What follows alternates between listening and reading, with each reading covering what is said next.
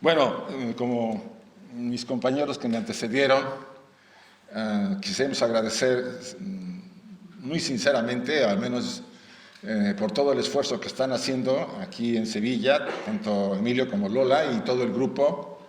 Ayer estuvimos con ellos cuando se entregaron diplomas a los nuevos miembros. Pues sí, todos nos entusiasmamos cada vez que hay un grupo que se está desarrollando y está creciendo, porque la inspiración no es muy común. Vivimos una época compleja en donde el materialismo vuelve otra vez a tener mucha fuerza y pues la represión de las ideologías está a plena luz del día. En la mesa, en la comida, estábamos hablando sobre ese tema, ¿no? En la educación no se pretende que las personas piensen. Se quitó filosofía, porque eso te hace pensar. Lo que se quiere es que todos sean, ¿qué? Obedientes, se sometan y consuman la basura que nos ofrecen. Esa es la realidad. O sea, no quieren un pueblo que piense, quieren un pueblo que obedezca. Y no es nuevo esto, desde la antigua, de las épocas romanas, ya se acuerdan, se les daban pan y circo, ¿se acuerdan, no? El César mantenía a la gente entretenida y les daba de comer y la gente no decía nada. De ahí que es uno de los temas que a todo estudiante y buscador nos compete cuestionar.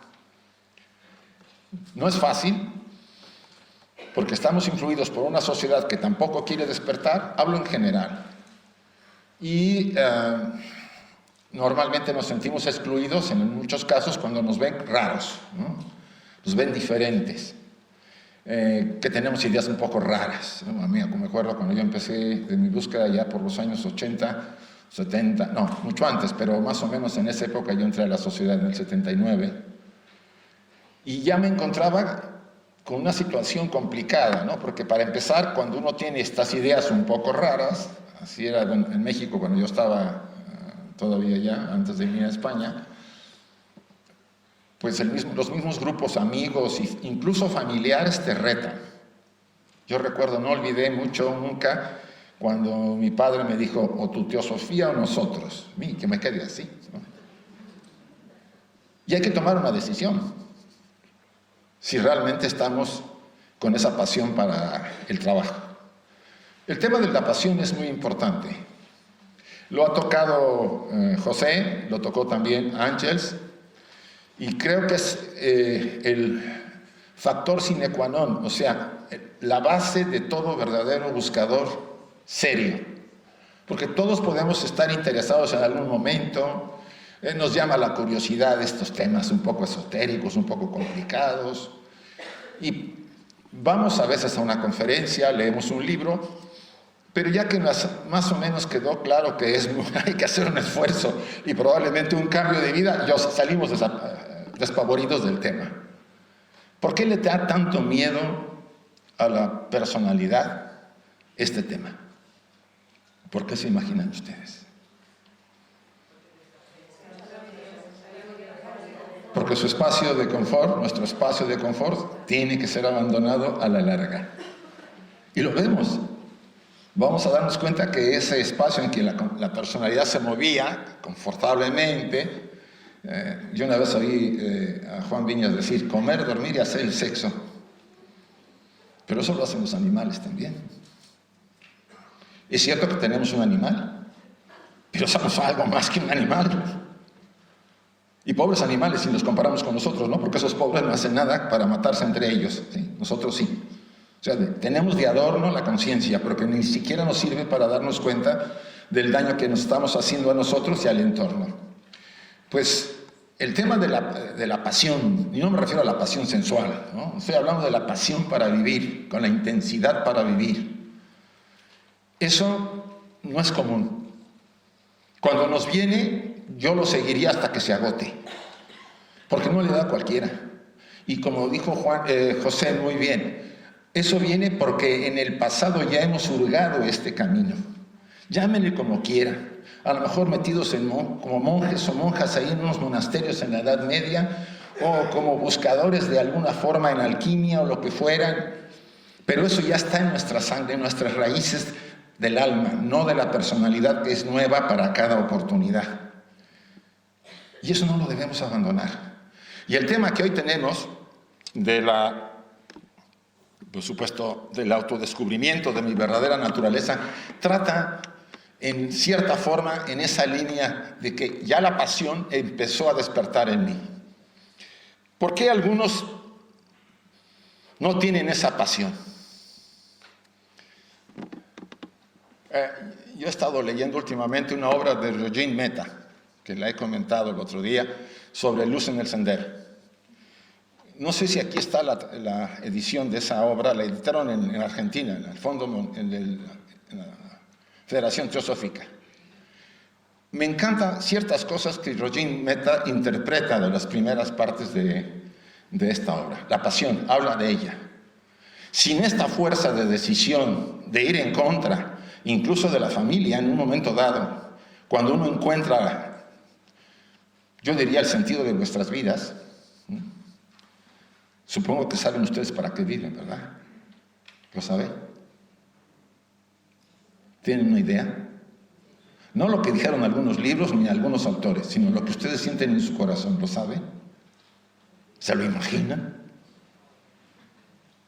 Ramakrishna, el maestro de Vivekananda, este gran apóstol de la enseñanza de la Advaita Vedanta, decía, la persona que no sabe a qué ha venido, ha vivido en vano. ¿Lo saben por eso? ¿A qué han venido? Comer, dormir, hacer el sexo es una parte, pero no es suficiente. Si no tenemos entonces de adorno la conciencia. Porque está acostumbrado el animalito al espacio de confort. Y si ustedes no deciden algún día salir de ese espacio, con el riesgo natural de que los vean mal, de que hablen mal de ustedes, de que los excluyan, que es la primera fase en toda búsqueda, y nos viene a la mayor parte de nosotros una cierta soledad porque los amigos, las cosas, los lugares, la gente que antes frecuentábamos ya no nos atraen. Es más, los amigos nos hacen a un lado. Ya no nos damos una emborrachada ni nos vamos de faroles todo el fin de semana. ¿Por qué? Porque ya no nos atraen. Respetamos al que lo hace, pero ya no tengo ese interés en seguir en esa línea. Entonces, Roger Mehta insiste, si esa pasión existe, usted enfrentará todo. Irá adelante, a su aire, nunca corriendo. En este camino no se corre, se va al paso de cada quien. Porque los que llegan corriendo, corriendo se van. Eso es una ley. Cuando alguien está muy entusiasmado y ya quiero entrar y voy a hacer esto y voy a hacer el otro, digo, este cuate va a salir corriendo, pero volando. Ahorita que están riendo, me acuerdo cuando yo di una vez la primera charla en la rama de Madrid, en la rama Arjuna, todavía estaban los Molina dirigiendo la sociedad, la rama, y me acuerdo que la gente así se reía con ustedes, ¿no? Y yo decía, pues, ¿qué estoy diciendo? ¿Qué? Y se sigue riendo, ¿no? Y yo le dije, ¿qué estoy diciendo? ¿Una tontería? No. Es que hablas como Cantinflas, síguele. Nunca se me ha olvidado eso porque yo mismo me moría de risa. Digo, bueno, como Cantinflas, porque me dicen que el acento no se me ha quitado, el acento de México, ¿no? Porque es difícil, yo no es que quiera conservarlo, simplemente está ahí. Bien. También quisiera aclarar que esta es una opinión, una versión personal como un estudiante. En la sociedad teosófica protegemos la libertad de pensamiento mucho, y no se trata ni de imponer, ni de obligar, ni convertir a nadie a nada. Yo utilizaría el término que usaba Krishnamurti. Voy a compartir con ustedes algunas ideas que pueden servirles, otras que les pueden parecer raras, y otras me tiran al loco porque no va a pasar nada. Porque sí, al final, al principio uno se preocupa por lo que uno dice, después ya no te importa. No sé, como que se vuelve un poco, no fresco, ni medio cínico, sino que dices, bueno, trato de hacerlo mejor y no siempre las ideas les van a gustar a todos. No sé si tengan aquí el dicho de que no soy monedita de oro para caerle bien a todos, ¿no? Más o menos así, ¿no? Bien, con esa aclaración de que no pasa nada si no están de acuerdo, solamente que no admito que me tiren tomates, por favor, sí. Que por cierto estaban muy buenos los tomates en la comida, me supieron a tomates. Porque ya en Bilbao no saben a tomates, saben algo raro, pero no saben a tomates. Bien, hay un pensamiento con el que quiero empezar, de Annie Besant. Dice, el real valor de la teosofía yace en su poder para transformar, purificar, ennoblecer cada aspecto de nuestra vida diaria.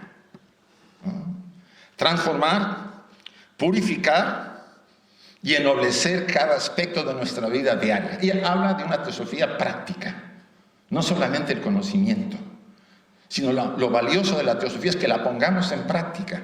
Muchas veces a los estudiantes de teosofía se nos ha acusado de ser demasiado teóricos, ¿no? Es una crítica que se hace a veces.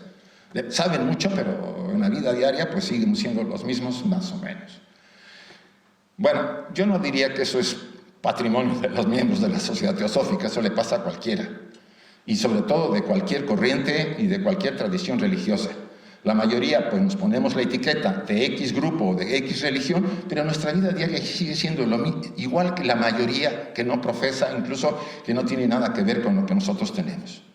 Hay una incongruencia, hay una falta de coherencia. O sea, lo que pensamos y deseamos, y lo deseamos de corazón, no lo vivimos. Volvemos otra vez, ¿por qué? Porque la estructura personal tiene tanto poder que no quiere abandonar el espacio de confort. Por eso es un reto para la mayor parte de nosotros. Si no hay entusiasmo, no podremos vencer ese espacio de confort que es muy poderoso. La estructura personal se ha reforzado por encarnaciones. Entonces llegamos a esta encarnación con mucha fuerza, con un carácter fuerte, que la única manera de hacer cosas es tener una fuerza en el carácter. No digo mal carácter, sino fuerza en el carácter. ¿Y qué ocurre? Pues que sí, la parte superior ya empieza a influir en mí, hay una, vamos a decir, inspiración, pero el carácter está bien amarrado y no va a soltar, ¿no? Va a costar. A uno les cuesta más, a otros les cuesta menos. Les cuesta menos a aquellos que ya lo cultivaron más en otras vidas, ¿sí? Es como aquel que estuvo entrenándose y llega de repente y ya tiene más habilidades de las que la mayoría tiene. No sé si ustedes se dan cuenta que hay personas que aprender idiomas se les hace facilísimo.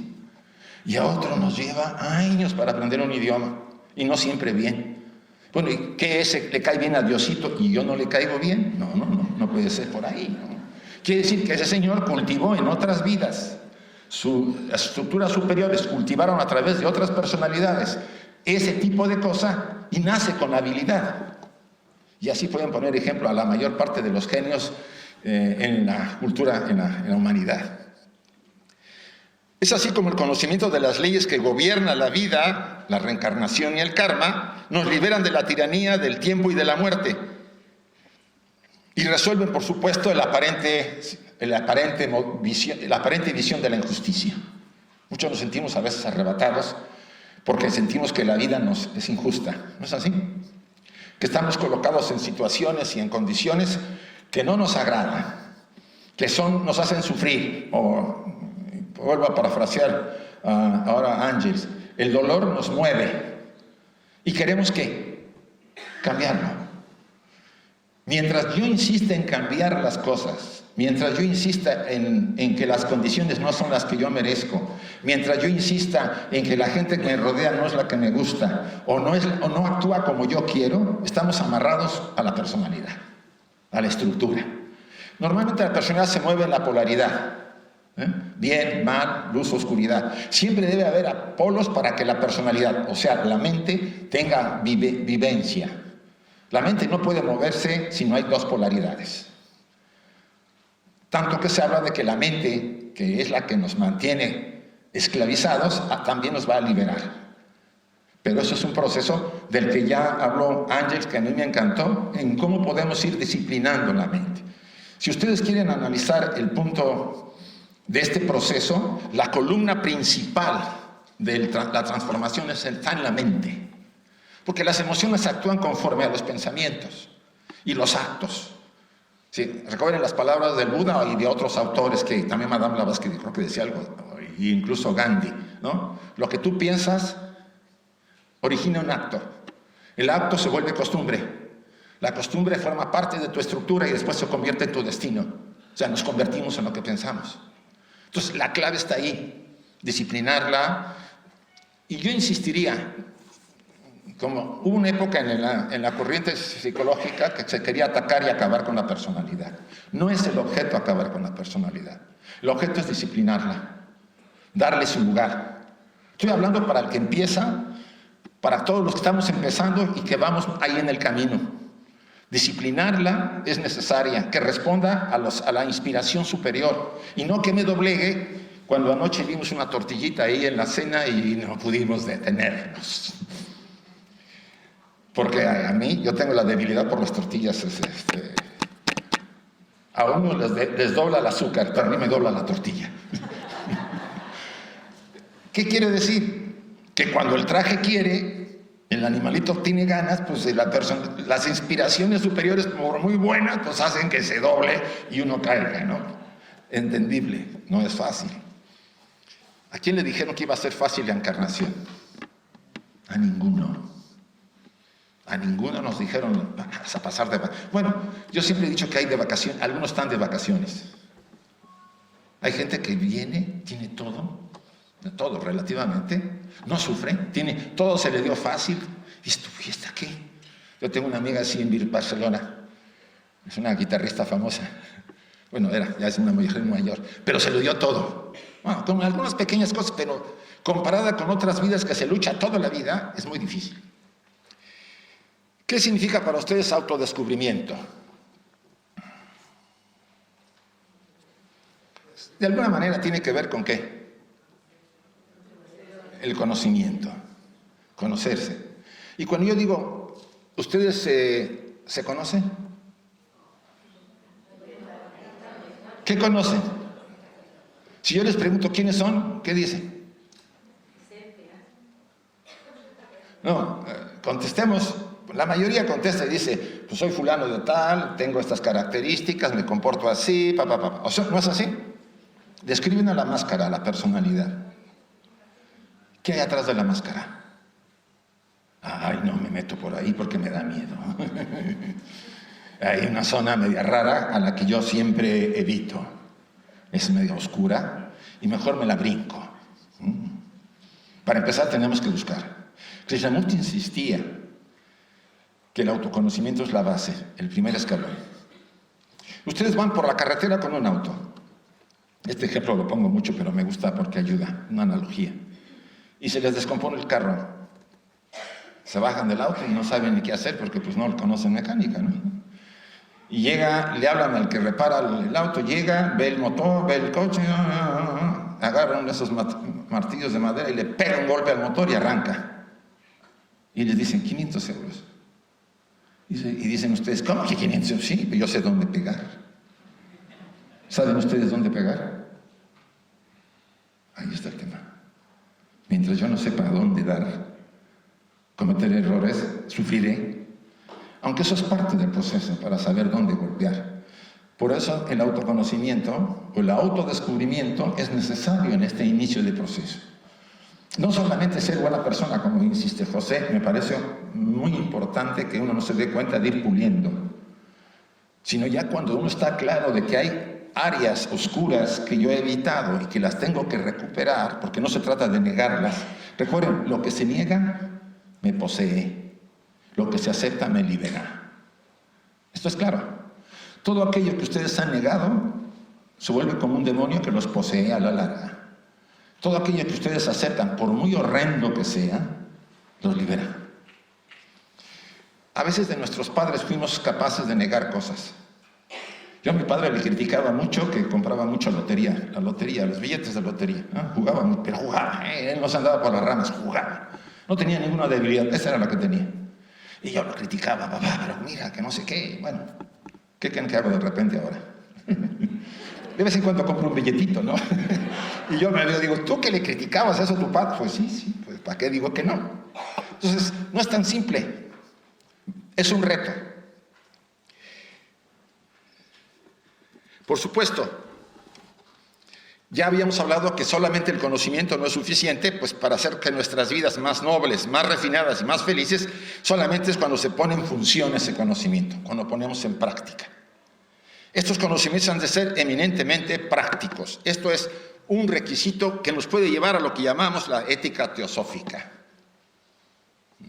La ética teosófica es la manera en que yo vivo. Insisto, es como vamos gradualmente subiendo la escalera.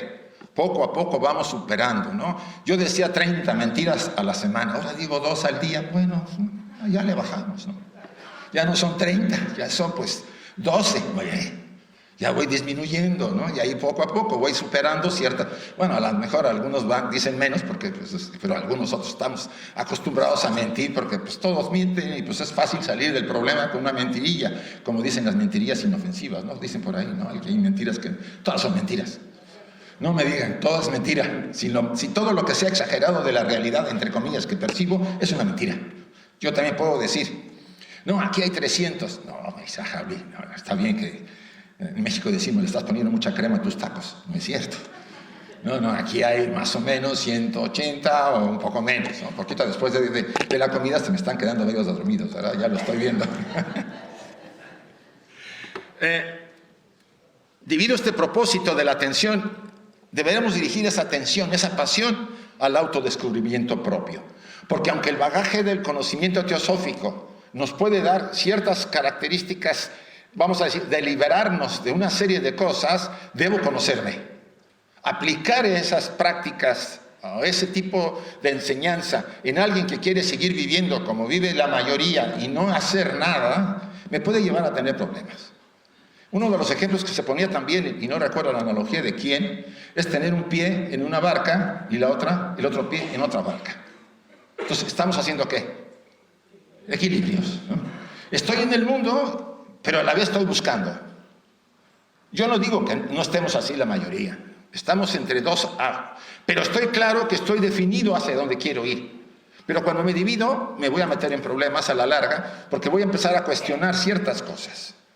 El equilibrio se puede mantener un tiempo, pero después la exigencia del desarrollo interior me pide que purifique más mi vida.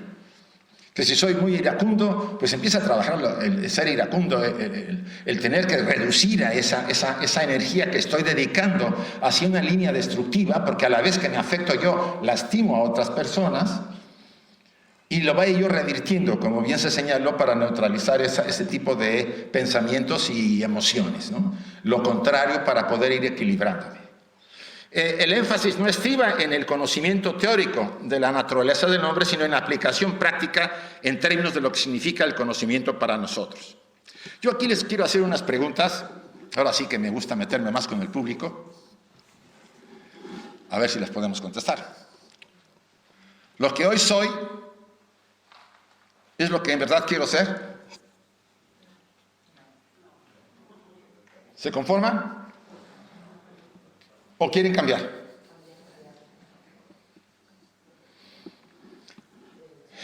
¿Cuánto de lo que hago actualmente tiene que ver con mi verdadera naturaleza? ¿Cuánto? Para comer, ¿cuánto tiempo le dedicamos a la comida? 3 veces al día le damos duro, ¿verdad? A la movida de bigote, como decimos por ahí. Y al alma no la alimentamos. Si también el alma está presente. Nunca tengo tiempo para el alma. Siempre estoy empecinado en la multitud de actividades en las que me he comprometido para no sentir soledad. Cuidado, que es otro tema complicado. Y se ha tocado por encima, pero es básico. Roger Mehta insiste mucho en ese tema de la soledad. En el proceso de inicio de esta búsqueda, no sería nada raro que la soledad nos abarcara, nos llegara. ¿Por qué? No se trata de la soledad física. Ustedes pueden estar rodeados de gente y sentirse solos, ¿o no es así? Es la soledad más complicada. Puede ser también tema de un problema emocional o una muerte de alguien, etcétera, etcétera. Eso lo sabemos. Eso es parte de la personalidad. No, hablo de las experiencias de la soledad del alma. Ahí no hay manera de evitarlo. Es parte del proceso. Porque nosotros hemos llegado solos y solo nos vamos a ir. Plotino decía, el vuelo del solo al solo. El alma sola, entre comillas, que emana de la unidad divina, encarna y después tiene que remontar ese viaje de regreso también que sola. ¿O qué? Como los faraones, a ustedes los entierran con su familia, ¿o qué? ¿Se acuerdan que esos cuates se enterraban con sus amigos, ¿no? Sus familias, sus mujeres, sus hijos y todos para adentro? No, eso ya no se hace ahora. Aunque alguno que otro se le da por matar a su mujer, ¿no? Y después se mata. Eso está como muy complicado, pero eso es otra cosa. Lo que quiero decirles a ustedes, que parte de este proceso, a medida que se va creciendo y se va desarrollando, vamos a experimentar cosas que no está concebible para una sociedad, entre comillas, acostumbrada a un entorno en donde todos protegemos que nadie despierte. Es como si todos estuviéramos de acuerdo. Nadie despierta, todos dormiditos. Cuidado, el que despierta lo expulsamos, lo vemos mal. Y eso hace que la presión del medio y la familia y el entorno nos someta. A la mayor parte nos somete. Solamente con una fuerza muy grande, esa pasión para romper eso, es lo que puede permitir al estudiante, al buscador, al chela, como le han llamado, romper con ese temor, porque hay un miedo en el fondo, y salir adelante. ¿Cuál es mi verdadera vocación en la vida? ¿La sabe? O no saben pegarle el golpe al motor, ¿verdad? ¿Qué me hace falta para lograr sentirme completamente feliz? ¿Qué les hace falta? Hay muchas cosas, y ya tanto Ángeles como José lo estuvieron comentando. Una cosa es que tengamos placeres, porque confundimos mucho el placer con la felicidad. Ahorita nos fuimos a comer ahí unas cosillas muy sabrosas. ¿Eso qué es? Es placer. Los gustos se paladeamos y nos produce un placer. Y si hay cierta felicidad es a la estructura personal, temporal, porque tiene un principio el paladar y tiene un final. Todo lo que tiene principio y final no es felicidad, es placer. Solo hay unos momentos muy pequeños, casi desapercibidos, que nos tocan en la vida y que solamente cuando estamos en silencio, serenos y tranquilos, algo de lo profundo se refleja y nos hace sentir algo que no sentíamos nunca. Ya nos tocó lo eterno. Y en algunos casos es la catapulta para ir adelante. Nunca volveremos a ser iguales cuando nos toca. Es una fuerza que nos dice, todo lo que estás haciendo, mira, para que veas, es real, ahí va. Y nos hace experimentar algo que dice, entonces estoy en el camino correcto. Mientras me confundo otra vez. Ya que hablé de Plotino, Plotino tuvo en su vida 3 veces la experiencia de la iluminación. 3 veces, dice su biógrafo Porfirio. En realidad, no se trata de tener 3 veces, sino se trata de siempre estar en ese estado de perfecta iluminación, ese estado en lo eterno. Ya mencionó, creo que José, a este personaje, Bhagavan Ramana Maharaji, el que vivía en el sur de la India, allá en la montaña de Arunachala. Este personaje es de los pocos, por lo menos que yo he sabido, que se exponen al público y que habían logrado un estado de mauna, un estado total de silencio y equilibrio en la profundidad de su ser, con lo verdadero. ¿Y saben cómo predicaba? No decía nada, guardaba silencio. Se comunicaba con el silencio a la alma que está en silencio y en soledad. Los demás no lo entendían. La última pregunta, porque me ven, ya me están viendo un poco raro y unos se me están durmiendo. ¿Cuándo empezaron a posponer sus sueños? Aquí me recordó, ¿han leído ustedes a Fausto de Goethe? Fausto. ¿Qué hizo Fausto para conseguir de Mefistófeles el conocimiento y el poder y de remate el sexo? Vendió su alma. ¿La hemos vendido? Porque para conseguir el poder, el dinero y el sexo la tenemos que vender. No se nos va a aparecer Mefistófeles. Se nos va a aparecer el lado oscuro de nuestra naturaleza. Y nos va a decir, todo lo que tú quieras, se te lo puedes conseguir. Como así fue con Fausto. Porque él tenía una ambición exagerada. Y quería conseguir eso. Y fue capaz de poner en peligro su propia liberación, con tal de conseguirlo. Como en la película famosa, ustedes vieron Matrix. ¿Qué hace aquel tipo que salió de la Matrix y volvió? Vende su ¿qué? Su destino. Mucho de eso, aparentemente en algunas películas o cuentos o mitos, aparece como un momento en que yo me echo para atrás. Incluso escuché la llamada. Esto también es interesante. Joseph Campbell, un famoso mitólogo, decía en su libro Para ser feliz, algunos han escuchado la llamada Es un impulso muy poderoso dentro de nosotros, que nos dice, busca, viaja, encuentra las respuestas, atrévete. Empezamos, pero nos acobardamos y nos echamos para atrás, porque no queremos abandonar nuestro espacio de confort. Nos da miedo. Y después justificamos que no era para mí, etc. ¿Sabe cómo le llama no solamente Joseph Campbell a una persona así? Porque le ocurre algo muy desagradable. Le llama almas huecas. Ya no sienten nada para vivir. Nos perdemos. El sentido de la vida se secó. Porque el llamado del alma era, sigue adelante, arriesga, atrévete. Pero no fuimos capaces porque nos dio miedo. Y hay muchos que hemos caído así, o que en un momento dado hemos caído así, porque la llamada era para ir por todas. Pero nuestra fuerza y nuestra comodidad y nuestros condicionamientos nos retuvieron.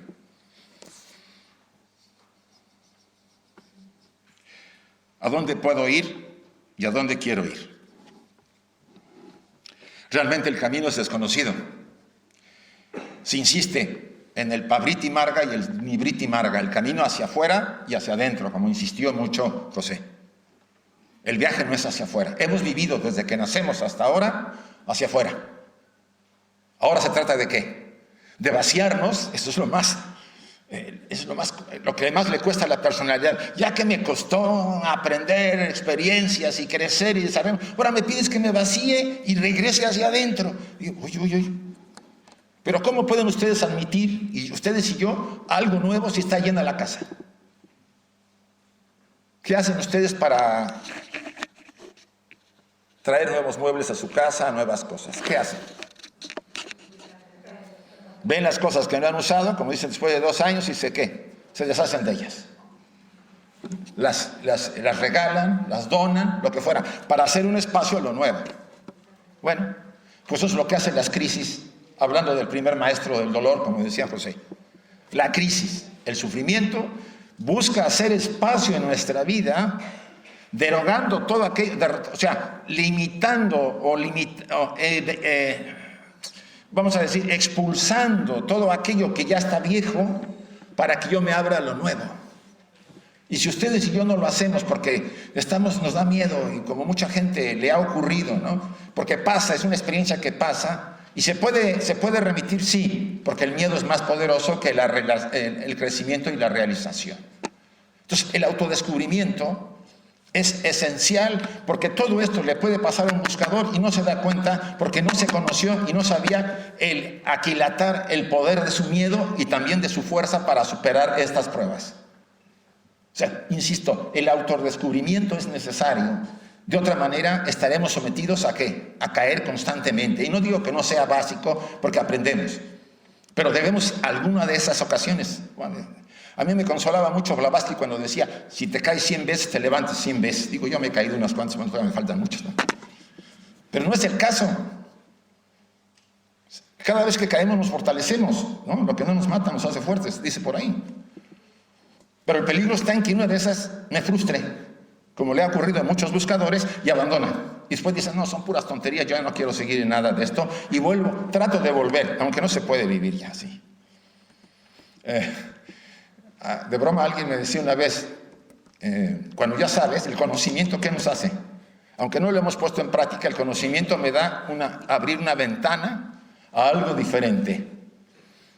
Y si algo diferente entró y me impactó, ya no puedo ser igual como lo era antes, por más que quiera regresarme a la vida anterior.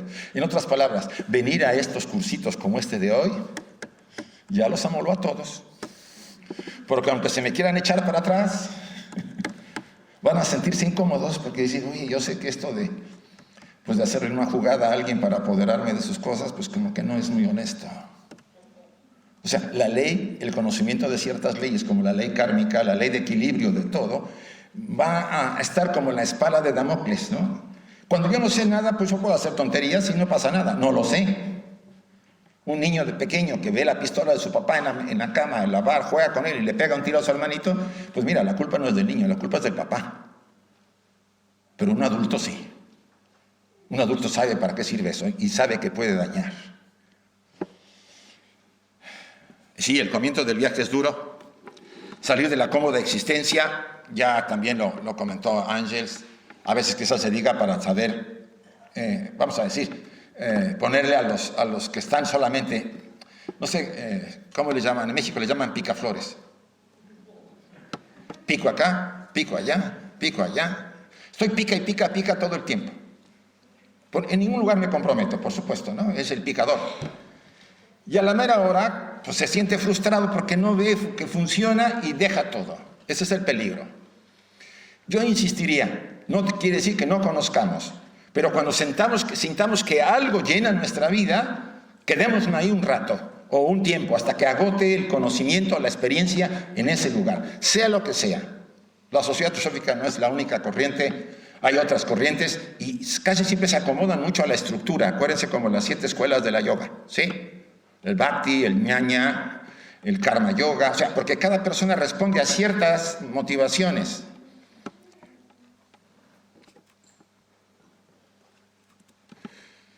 Este autoconocimiento único y automotivado por el entusiasmo por el cual el hombre va ascendiendo hasta llegar más allá de sí mismo. HPB describía en la doctrina secreta lo siguiente, decía, el adepto se hace, no se crea, y es por métodos autoinducidos y trazados por uno mismo y controlados por su karma. A ninguno nos van a echar la mano hasta que no se demuestre que estamos seriamente comprometidos. Y no es que van a vivir por nosotros, porque como dijo un maestro, si yo estuviera metiendo la mano para que su karma no lo afectara, el que se lleva las flores soy yo, no usted. Tenemos que aprender por nosotros mismos. Hasta cierto nivel, los grandes instructores, las fuerzas de la naturaleza que están junto con nosotros, no meten la mano hasta que ya haya yo llegado a cierto nivel.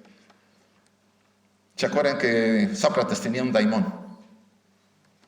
Quien lee filosofía a Platón, sabían que Sócrates, un daimón, es una especie de ser. El daimón es la entidad que está entre los humanos y los dioses, lo que permite estar en contacto con los dioses, desde el enfoque griego.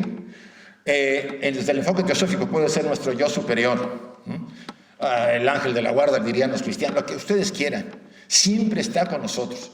¿Por qué no se manifiesta? Porque estamos volcados hacia el mundo.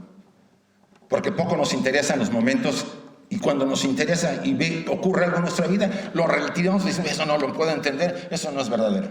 Porque estamos muy condicionados por el materialismo, la educación que nos han dado y de que si no lo veo y no lo toco, no existe. Todo eso se debe cuestionar. Pero si el crecimiento significa algunas veces sufrimiento, sí. ¿Quién va a sufrir cuando yo crezco? ¿Quién muere cuando una planta se desarrolla? ¿Ustedes conocen la semilla de la secuoya? Es una cosa pequeña como un huevo. ¿Qué le pasa para que la secuoya crezca? ¿Tiene que morir qué? La semilla. ¿Ustedes piensan que la semilla sabe que cuando muera va a convertirse en algo grandioso? Lo presentirá. Quizá. Y ustedes y yo en algún momento presentiremos cuando esto cambie, cuando cambie la estructura, cuando seamos capaces de dar ese paso trascendental para convertirnos en una inmensa secuoya, en un inmenso ser, como decía José. Hay un pasaje en la literatura cristiana que confirma estas palabras que José y creo que Ángel también lo comentó.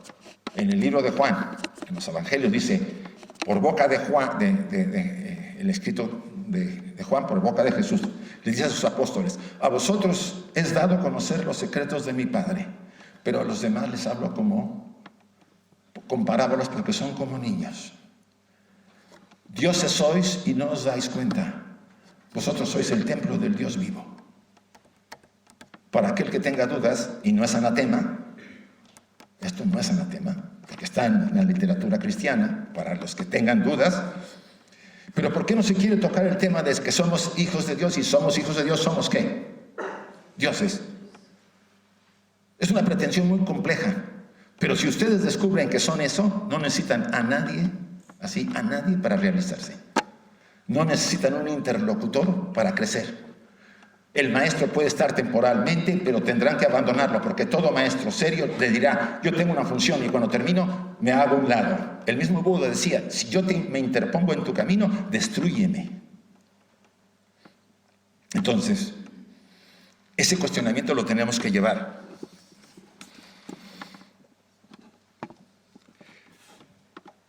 Ya hablamos de la forma trivial de feliz. Ay, me voy a brincar. Sí, también, si es posible, cultivar el profundo interés en nuestra vida.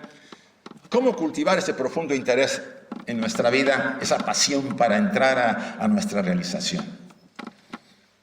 Cuestionémonos.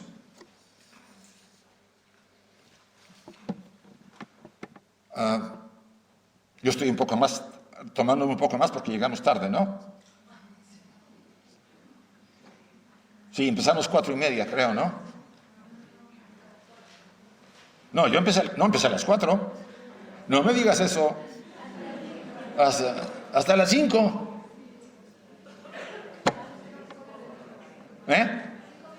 Nada de 5 minutos.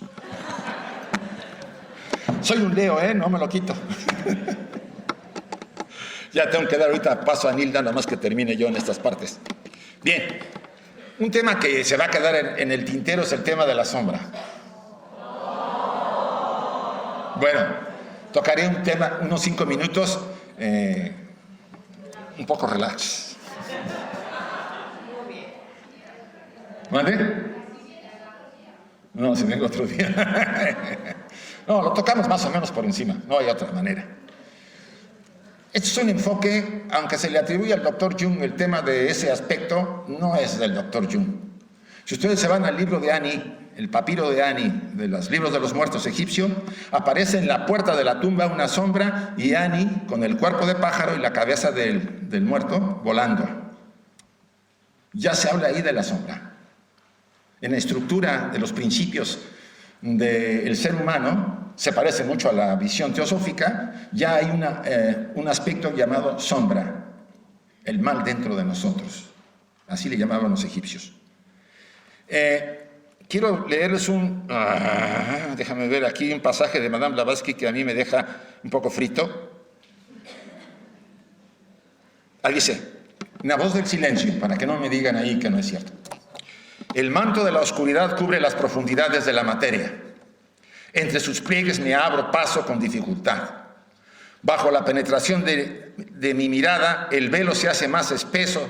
Señor, disipa agitando tu mano. El chela o el discípulo le dice al maestro.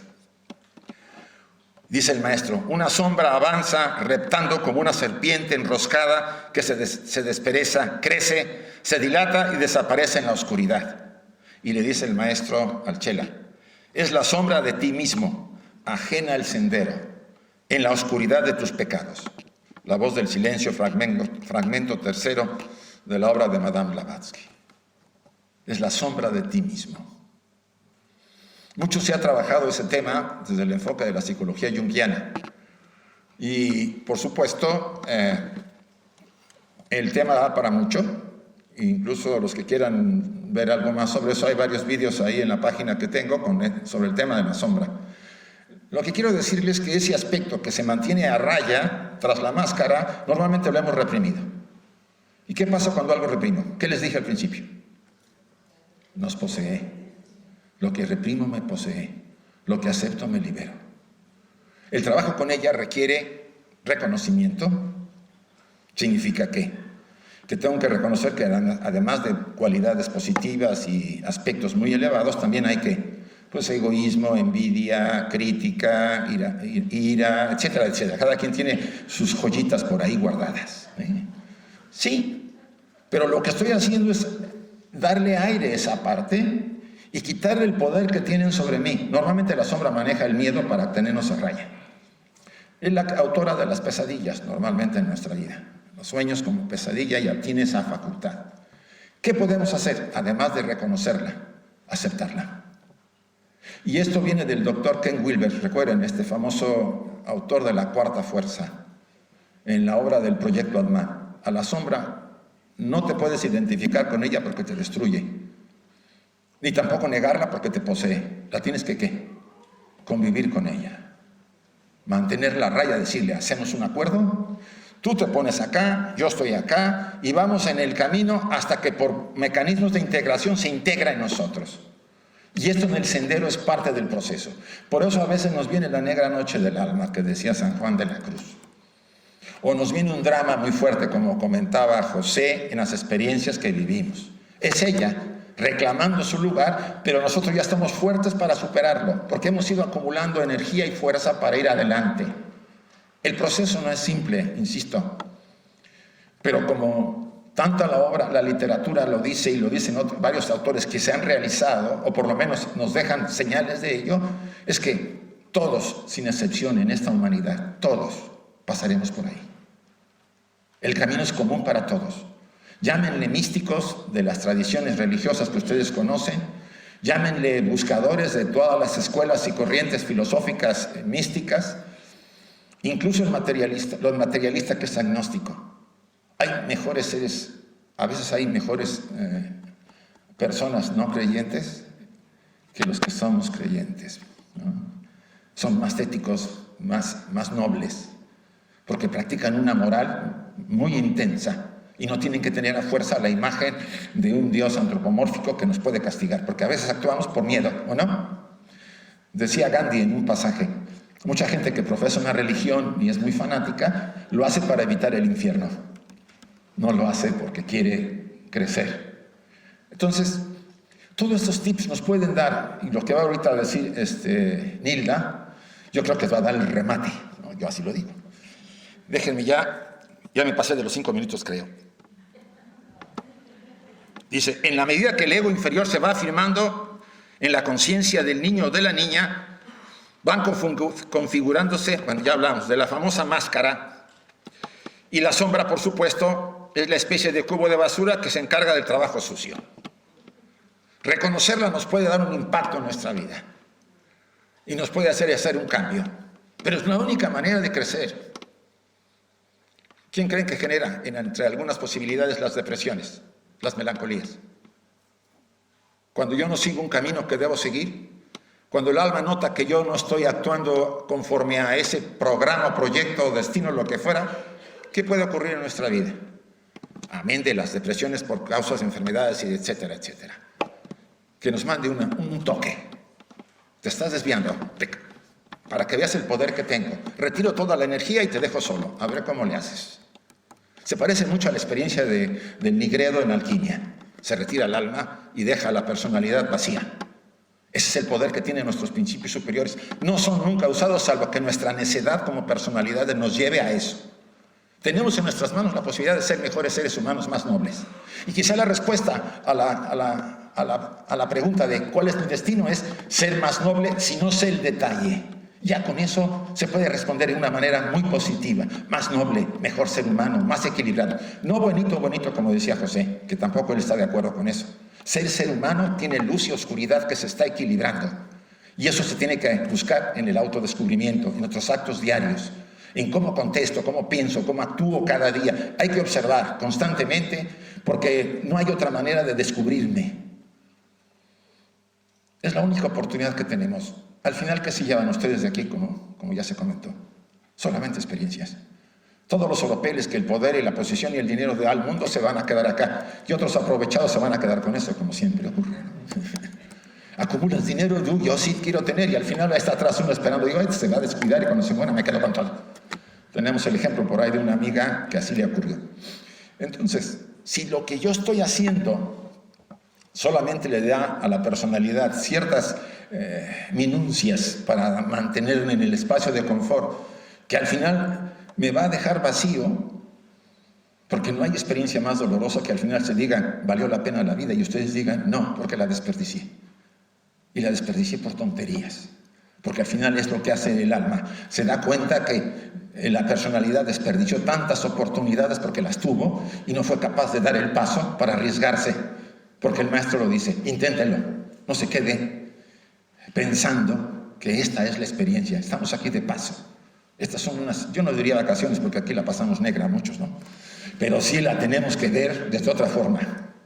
Y bien, hay cosas que se han quedado un poco así. El tema de la sombra va para mucho. Por cierto, la editorial Teosófica va a sacar un libro sobre la sombra que hemos estado haciendo mi socio y yo. Cuando salga les mandaremos aquí algunos para que si los quieren tener, ¿sí? La editorial va a mandar aquí a Sevilla un librito de esos. Va a salir quizá en este mes, espero. y pueda ayudarnos un poco a enfocarnos. Mientras, pues muy amables, espero que dentro de unos 10 años, cuando ya la pila se me baje, venga otra vez aquí y los vea y digo, bueno, hay varios todavía. Gracias.